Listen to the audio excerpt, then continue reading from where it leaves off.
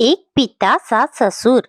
सुबह का आंगन हमेशा की तरह चुप था। बहू राधा झाड़ू लगाते लगाते बार बार खिड़की की तरफ देख रही थी, जैसे मन कहीं और भटका हो। उसकी उंगलियों में आज भी मेहंदी के पुराने निशान थे, पर उन्हीं उंगलियों से वह कभी कागज पर रंग बिखेरती थी। ये बात घर में बस एक ही इंसान जानता था, उसके ससुर हरिशंकर जी। उन्होंने कई बार देखा था, रात को सबके सो जाने के बाद राधा पुराने कॉपी के पन्नों पर चुपचाप स्केच बनाती रहती थी, जैसे घर के कामों के बीच अपनी सांसें बचा कर रख रही हो।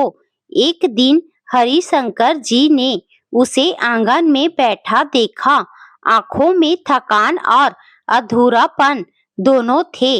उन्होंने सहजता से कहा, बहू, ये घर का काम तो चलता रहेगा, पर तू जो बनाती है ना, उसमें जान है। राधा सकपका गई, बोली, बाबूजी, ये सब शौक की बातें हैं, घर गृहस्थी के आगे क्या मायने।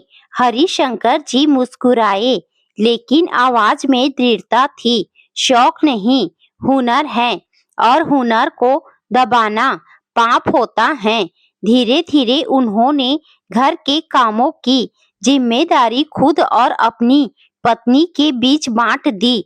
पत्नी ने हैरानी से पूछा, ये सब क्या कर रहे हो? बहू को घर से छुड़वा कर बाहर की उड़ान सिखाओगे?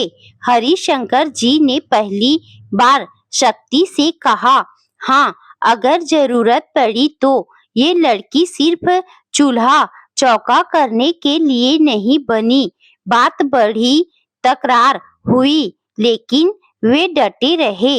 इन्हें मालूम था, राधा के अंदर जो आग है, अगर बुझ गई तो जिंदगी भर धुआं देती रहेगी।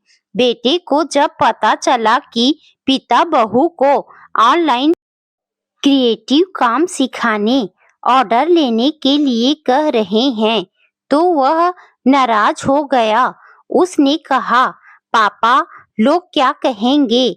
मेरी पत्नी बाहर कमाएगी। हरिशंकर जी ने शांत स्वर में जवाब दिया, लोग कुछ भी कहे, पर अगर मेरी बहू का टैलेंट मर गया तो मैं खुद को माफ नहीं कर पाऊंगा। बेटे की नाराजगी चुप्पी में बदल गई, मगर मन में खटास रह गई। राधा डरती थी, उसे लगता था कहीं सब बिखर ना जाए, लेकिन ससुर हर रोज उसका हौसला बढ़ाते। कभी कहते, आज एक नया डिजाइन बना, कभी बोलते, देख, ये ऑनलाइन प्लेटफॉर्म है, यहाँ लोग पैसे देकर हुनर खरीदते हैं। पहली कमाई जब उसके हाथ आई तो राधा की आंखों से आंसू बह निकले। उसने कांपती आवाज में कहा, बाबूजी, ये सब आपके बिना संभव नहीं था। हरिशंकर जी ने सिर पर हाथ रखा, मेहनत तेरी है, मैं तो बस रास्ता दिखा रहा हूँ। वक्त बदला, घर में पैसों की तंगी कम होने लगी। बेटे ने देखा कि राधा की कमाई से घर की जरूरतें आसान हो गई हैं। उसका आत्मविश्वास बढ़ गया है। एक दिन उसने खुद कहा, पापा, शायद आप सही थे।